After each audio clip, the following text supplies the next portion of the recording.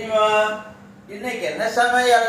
என்ன ரோஹித் மாதிரி சொல்கிறீங்களா? இன்னைக்கு என்ன சமையல்? இன்னைக்கு என்ன சமையல்? இது வந்து உங்களுக்கு சாதம். சரி. ஓகேவா? ஓகே.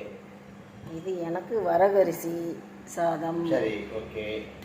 ஓகேவா? அப்புறம் வந்து இது வந்து சாம்பார், கத்திரிக்காய் முருங்கைக்காய் போட்டு சாம்பார். ரொம்ப நாள் ஆச்சு. ஓகேவா? இது வந்து அவரைக்காய் பொரியல். ஓகேவா?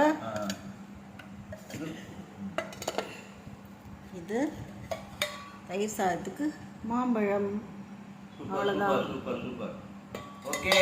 பாய். பாய்.